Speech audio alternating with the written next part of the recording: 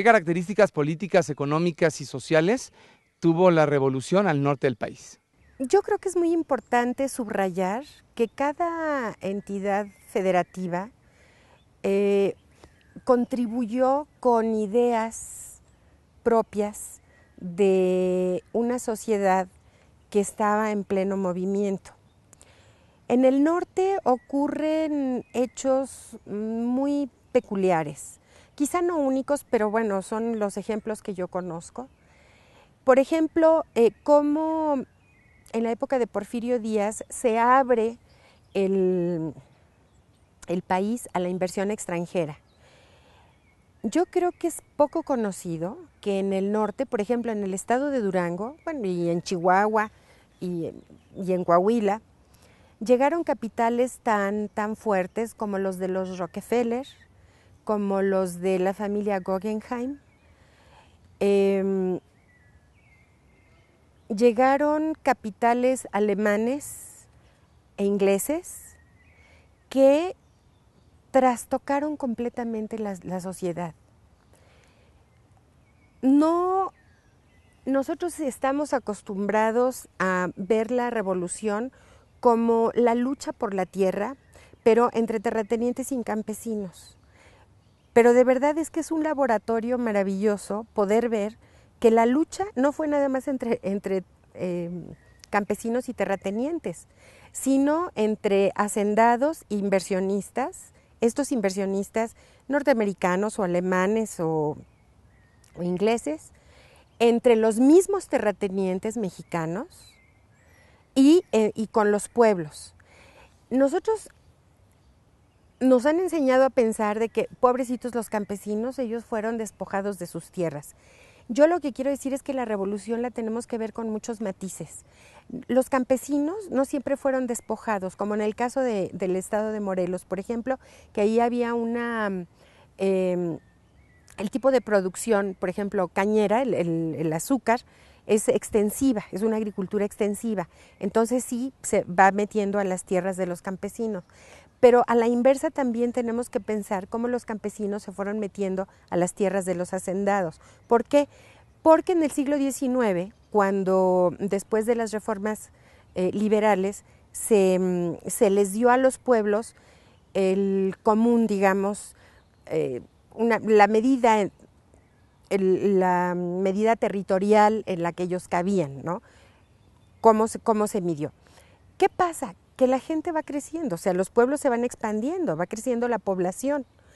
Y todo el siglo XIX, que fue un siglo tan belicoso, no se tuvo plena conciencia de los recursos que tenía el país hasta que llegó Porfirio Díaz. Cuando Porfirio Díaz asumió la presidencia, dijo, bueno, han pasado, todo el siglo XIX ha sido belicoso. La hacienda siempre ha estado, bueno, en penuria. Formó comisiones de ingenieros, agrimensores, comisiones muy importantes para que vieran cuáles eran los recursos con los que contaba el país. Es en ese momento cuando se forman además las compañías deslindadoras, cuando se va a comenzar realmente a hacer una medición real de todos los grandes terrenos que había, ya fueran terrenos baldíos, los terrenos nacionales, etcétera. Entonces, algunos terratenientes hasta entonces se dieron cuenta, porque otras de las medidas eran ver dónde había terrenos baldíos o demasías. Entonces, cuando ya miden, ellos se dan cuenta de que sus terrenos están ocupados por pueblos. ¿Qué sucede? Que entonces los campesinos van con los dirigentes de estos pueblos y les dicen, oye, pues mira, acabo de medir mis tierras y me doy cuenta de que tú te metiste. Y el otro le dice, pues a lo mejor sí, nada más que hay una ley que dice que si yo he poseído y usufructuado durante 25 o 50 años sin que nadie me lo haya reclamado, pues los terrenos son míos. Los dos tenían la razón. ¿Cómo se solucionó esto? A balazos. Entonces yo creo que esto hay que matizarlo, ¿sí? Por un lado, también otro de los mitos o de los pues sí, de los mitos de la revolución es que todas las tiendas de raya eran expoliadoras. Pues no, en algunos casos sí, no digo que no. Lo que yo quiero decir es que hay que matizar y hay que ver a la luz de las regiones cómo suceden estos eventos. En el caso de Durango, muchas haciendas las daban en concesión, ¿sí? Como digamos ahora algunas de las grandes cadenas que nosotros conocemos. Entonces, cuando en un latifundio había una tienda de raya, pero había un poblado cercano, los precios tenían que ser muy competitivos porque había un poblado donde podían ir a comprar. No era cierto que no podían salir de las haciendas y que los tenían. En algunos lugares donde los trataban como medio esclavos, no, pero no lo que ocurría en el norte. Entonces, en el norte vemos todos estos cambios. Entonces, claro, hay una sociedad que está en movimiento, llegan todos estos grandes inversionistas y obviamente chocan, porque todos estos inversionistas, unos que llegan, por ejemplo, a invertir en el algodón, a invertir en el guayule, a invertir en la minería, necesitan también irse extendiendo, requieren de tierras, y eso es lo que los pone en choque con hacendados, con campesinos o entre ellos mismos, porque están compitiendo por el usufructo y la tenencia de los elementos vitales, la tierra y el agua, básicamente. Entonces, eso es un problema en el norte. ¿Tenían una visión de lucha regional o nacionalista? Sí hubo, obviamente, ellos piensan en términos locales, o sea, son sus problemas y es lo que tienen que resolver en ese momento, ¿sí?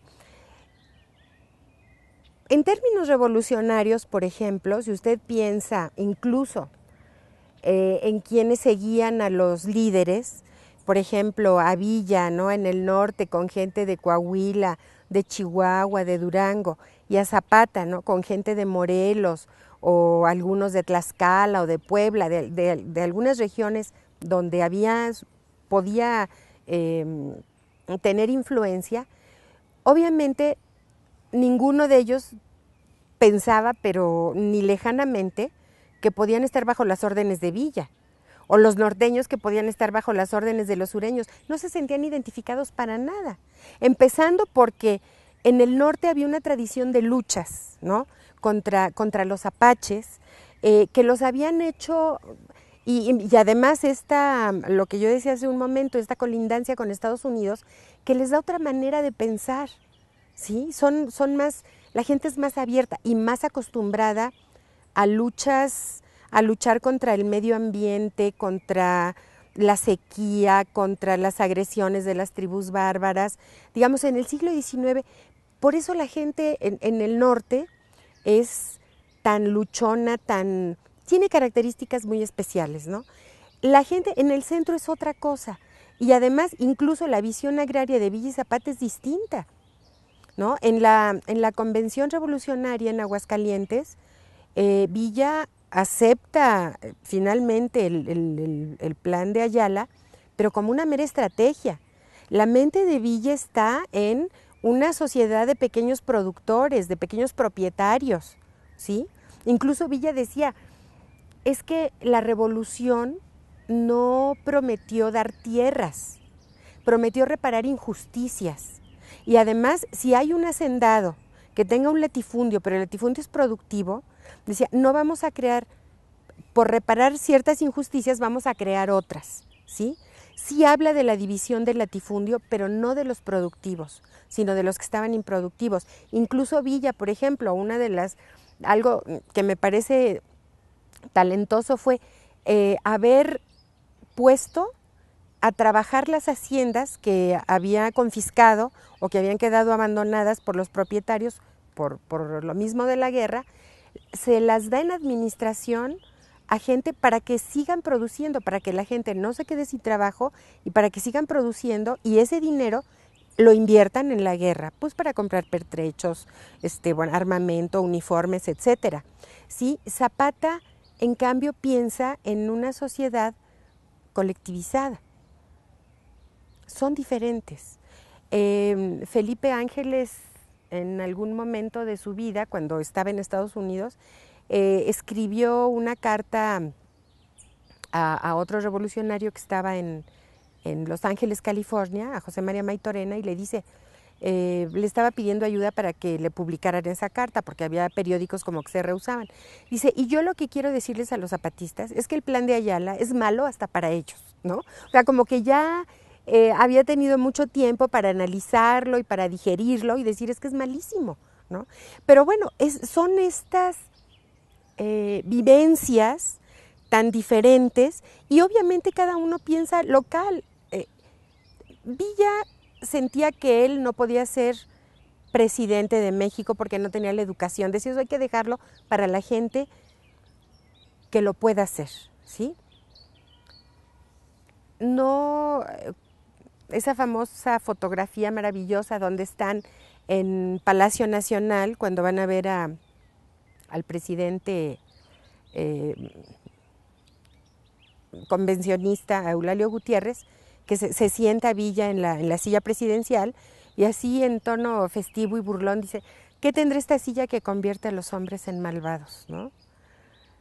Ni Villa ni Zapata se plantearon tomar el poder, que ese es un problema, porque los revolucionarios, ¿verdad?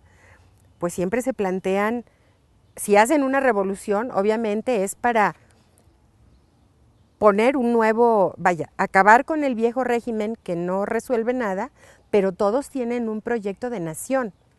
Ellos no lo tenían. Más acabado había una cuestión agraria quizá, por eso también el Atila del Sur, como le decían a Zapata, ¿no? Que también durante mucho tiempo estuvo borrado, pero toda la cuestión agraria le sirvió muy bien a los regímenes posrevolucionarios porque justificaban de alguna manera la lucha, entonces lo reivindican muy rápidamente con la bandera del agrarismo, ¿no?